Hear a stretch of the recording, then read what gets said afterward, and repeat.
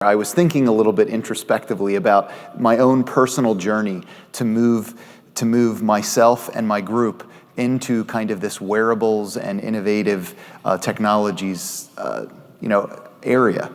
And I thought about some of the own political capital that I needed to spend. I mean, my journey goes back about 4 years, where I went to my VP and said, look, Pfizer's moving towards digital transformation. That was the big buzzword about 4 years ago, is we need to digitally transform. And what did that mean? And so as I started to think about that in my own area of work, I realized that Pfizer's core solutions were at a mature enough state where we could move from just trying to focus on in IT, getting those core solutions out there like SAP and MES and AMPS and all the rest of the things that from a pharmaceutical standpoint are must-haves to do your job, and really move us into that digital transformation of starting to look at innovative technologies and services. But for those in the room, and this year, at least at EWTS, we have more folks from pharma. Last year was my first year here, and I felt like a kind of a fish out of water, as there wasn't many folks in pharma that were here. So I'm glad to see that there's more of a pharma presence. And so as I started to think about, what does this mean for me, and what does this mean for our group, wearables seem to be a big part of that. But at least in pharmaceuticals, we make drugs. We don't make technology. So getting senior leaders to buy into the fact that wearables needed to be a big part of our journey was a huge leap for a lot of senior executives to make, because they go, wait, why are we going to invest in this when we really need to be investing in technology that's going to drive our manufacturing forward? And so there was a lot of time and energy spent, and frankly, a lot of salesmanship that I needed to do to sell them on the idea that wearables were going to be an enabling tool. And so one of the keys that I hope you can take away from what I talk about today is, if you're in that same boat, or you're trying to convince your organization why should wearables be a part of what you do, that idea that it's an enabling technology, and so that the technology is never going to lead, but you find the business use cases, and then the technology enables that, was the way that I was really able to sell this. And as I thought about that, EWTS, it was a huge part of my own journey. When I came last year, I had come off of the cusp of about a year and a half of selling this vision. And I came last year with the idea, okay, now I'm going to start connecting with vendors, with people who are in the industry. And as I came, I made great connections. And so that was kind of where I said, all right, now I know who I want to go talk to. And then from last year to this year was a year of doing multiple proof of concepts. Some being successful, many of them failing, and thankfully we were able to do that quickly and cheaply and start something new. And so I'm very pleased to be able to speak with you this year and actually show you some of the things we've been able to do. And I've already made some additional connections with folks that I want to try to do the next gen of what we were successful at this year. So let's jump right into it. This slide makes the lawyers happy and is the fruit of my painful process of trying to be able to get slides to present externally. So that's for the lawyers. What we'll kind of do during our session today is I'll talk to you about smart glasses, holoportation, and virtual reality training, which are the three kind of key areas at Pfizer where we're using wearables. But before I do that, let me talk about the broader digital transformation overview that I kind of overshadowed in my introductory comments. So Pfizer has been going through this journey to really transform our workforce, to transform the way we do manufacturing. And it's all around the cost pressures and the abilities to compete in pharmaceuticals with the geopolitical climate, as well as just the overall cost pressures that come from economies around the world struggling a bit. And so the tenets that kind of make up this digital transformation are world-class performance, the ability to be predictable, visibility into your supply chain, into what you're manufacturing, and then of course learning. And then all of that goes together to make a connected plant and supply chain.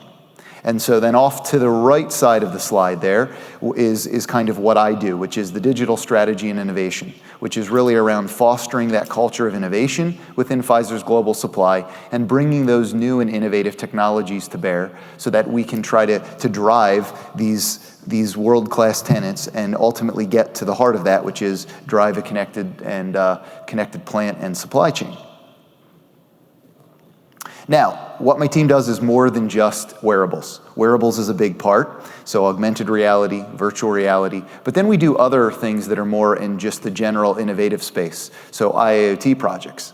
And IIoT projects, when we start connecting sensors and data, has huge value. And the beauty of that is once we have data that we can start exposing, we can then expose that through the wearables. So that connection to the wearables is there, and that was part of the selling that I needed to do was to say to folks, let's start connecting our data. We have mature core solutions. Let's start pulling that data into a layer where we can expose it, and then through the wearables, give our workers what they need when they need it, just in time to do their work.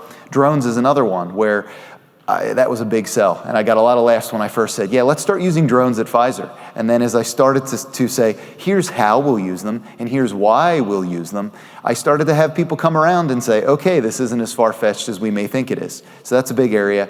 And then the last one is more of an example. So electronic permitting is one where we have lots of paper-based systems. And for those of you who work in pharma, I'm sure by raise of hands you'd say, yes, we have lots of paper-based systems, even though we're very electronic and we're very digital. And so electronic permitting is one of those areas where we're taking technology and saying, let's replace a very paper-based process with digital processes.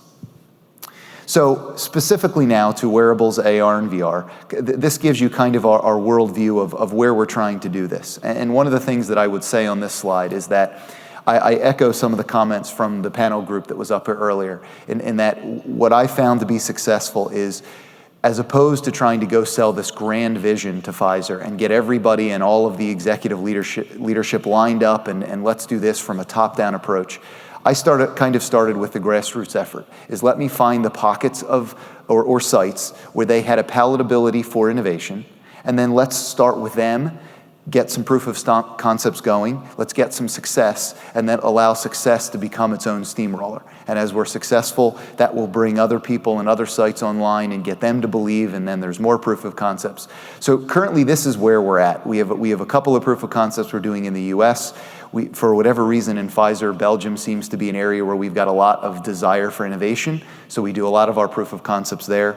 Ireland is another area where we have deep pockets of innovation, and then Germany and South America. And what I'm pleased with is that South America, and there should be another tick here on the map, Africa are two areas where we have local market sites. And these are sites where due to geographics, due to social economics, we don't have the same level of integration in core solutions, but yet we have the same desire to ability to collaborate from these local market sites back to our core sites. And so wearables are a great way to do that, where if we can give them either a hotspot or some type of Wi-Fi network, even if it's just localized to a certain area of the plant, they can then connect back to experts who need to communicate with these sites. But in many cases, whether it's due to geography or due to some of the unsafe nature of these places in the world and where we need the experts to come from, a wearable is a great solution.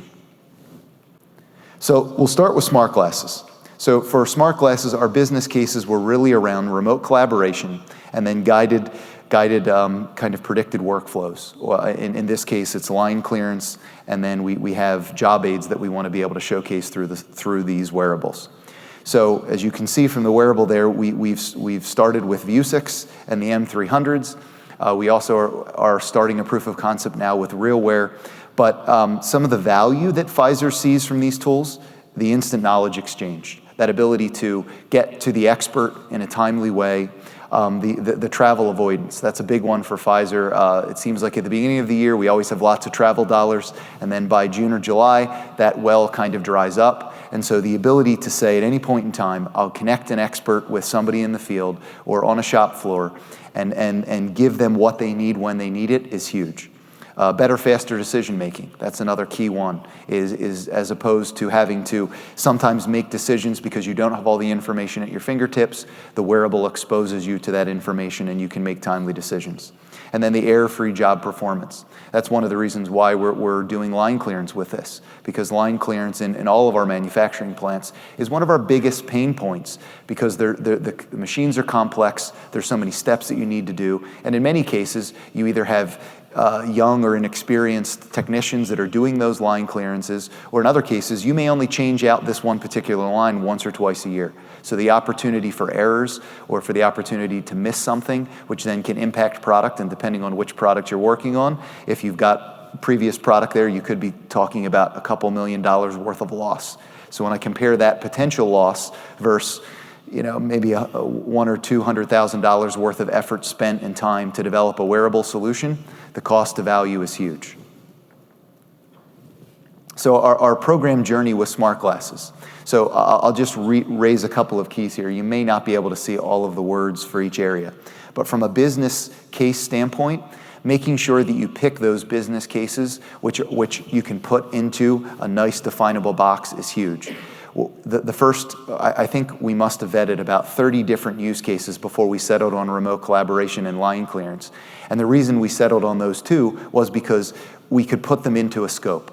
Some of the other use cases they wanted to link in from our training system and then link in from our knowledge management system. And initially I said, no, we're not going to try to integrate with other solutions. Let's use the wearable for what it can do, but let's also have a way to measure the success of what we're doing. So we started with these two use cases. From an application development standpoint, it is key that either at least for Pfizer, we also didn't want to be a software house where we design the software. So we wanted to work with other vendors. So it's key that you find good key vendors who understand the space that you're in, who also understand the software and can help you integrate the software into whatever wearable you choose. And that was key for us. Testing and feedback. Now this was an interesting one because at least in Pfizer, we've got lots of experience doing validation and we have lots of experience doing testing. But our testing is normally around software products. So when all of a sudden we now have a wearable that we're going to test, compliance came to me and said, okay, we're ready, we're going to partner with you, we'll do your testing. Well, that's great until we realized that we're not just testing the software. You're now testing the software in conjunction with the hardware. So we had to get people out onto the shop floor in very loud, noisy areas. We needed to get people into areas of the plant where Wi-Fi, supposedly according to our network guys, was great. But when we start bringing this wearable in, this was the lowest common denominator that we hadn't tested for when we tested our bandwidth. So getting into those areas of the plant where they were really going to do the work was key. And so we learned a lot because the first couple of wearable attempts we tried failed miserably because our testing looked great and all of our test scenarios went smashing in a conference room where we were doing it. But then when we get out into the shop floor and we wanted to do it, it didn't work so well. So that would be some keys that hopefully you can save yourself some time. From a validation standpoint, making sure that you've validated the hardware and software was a major hurdle for us. At Pfizer, everything needs to have double or triple layers of protection.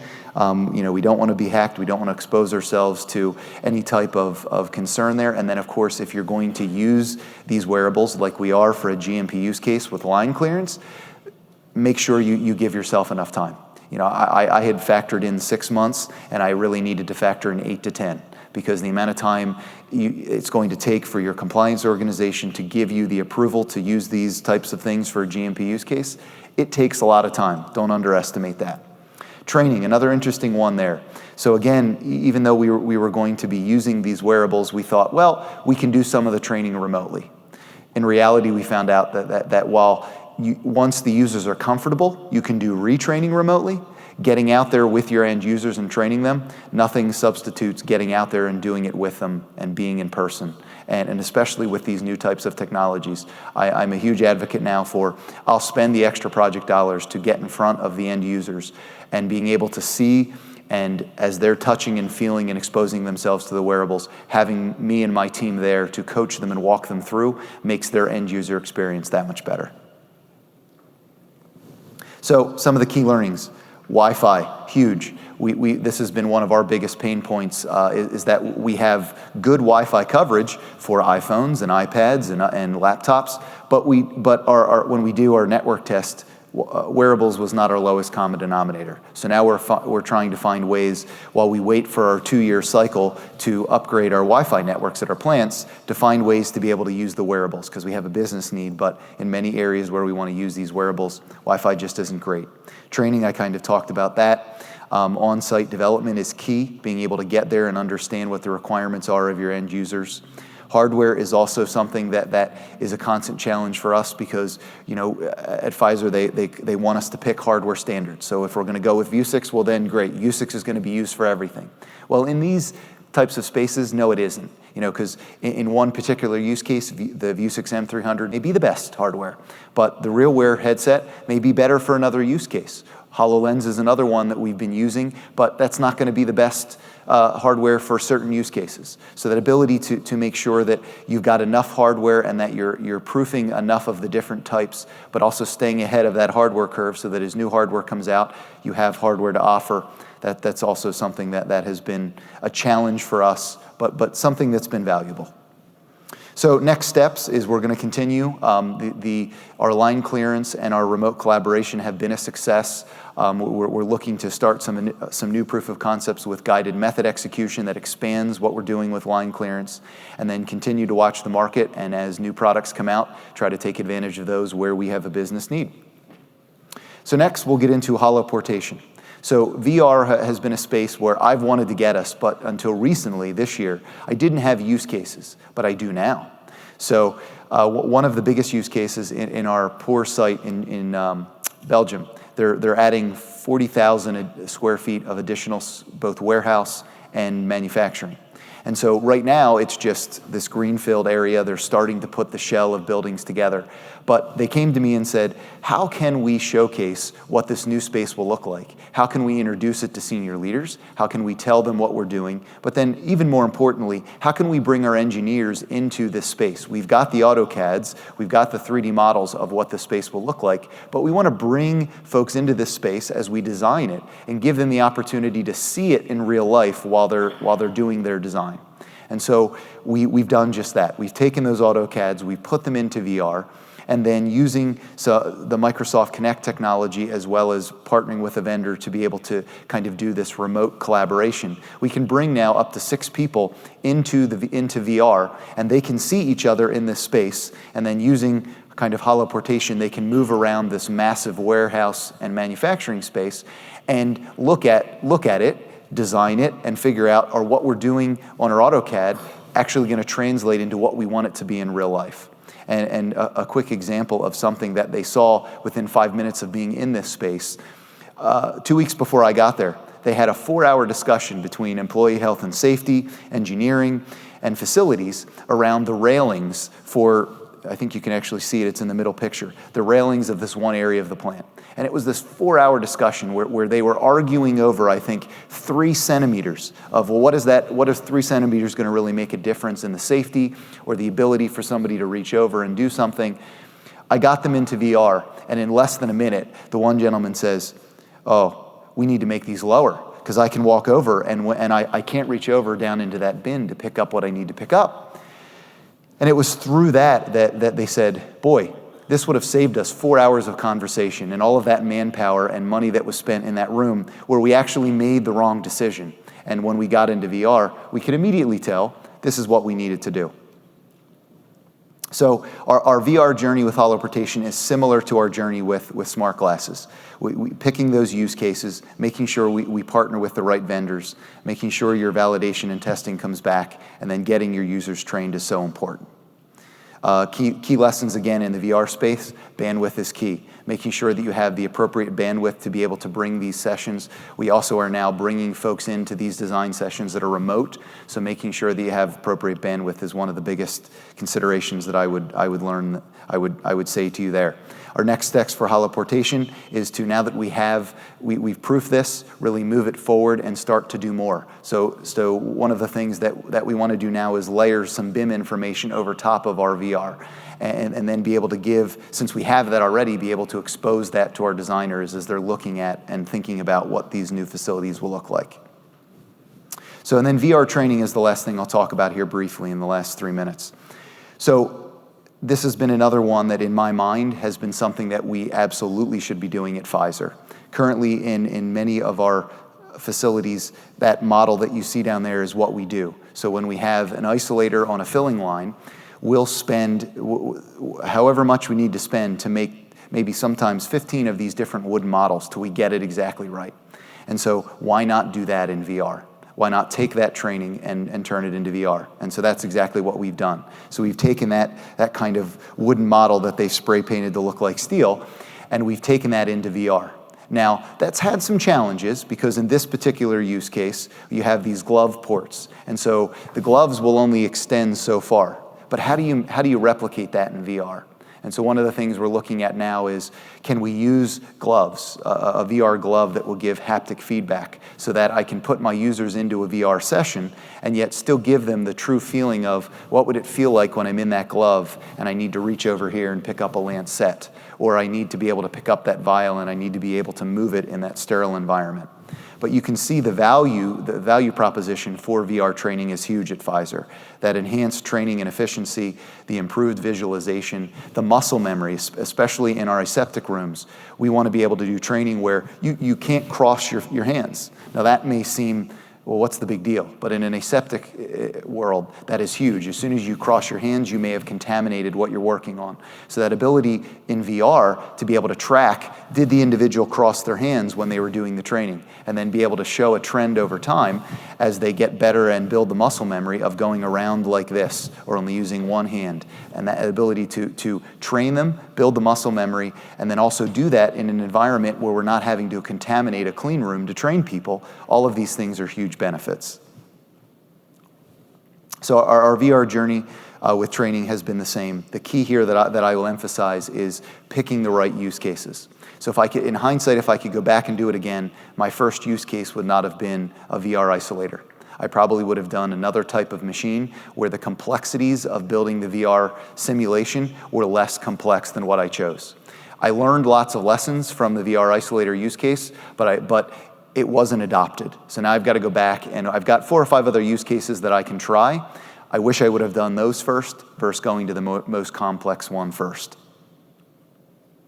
So again, some of my key learnings here, the experience ergonomics are key. The physical object integration is another key one. The end users kind of said to me, you know what, this is great, and we see the potential, but it doesn't quite feel like reality. And especially in VR, if you can't make it real, and if it doesn't simulate reality to the T, your end users kind of go, well, why am I going to trade for a less than full virtual reality that simulates the real world when I can just go do it in the real world? So that's one of the things we now have to try to figure out is how do we just up the game a little bit so that the virtual reality simulation actually does mimic reality as much as possible.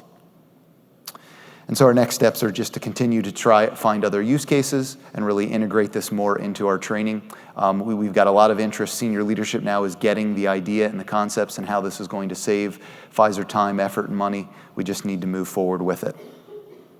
So that's all that I have, and I think I'm about out of time, so I don't think we have time for questions either.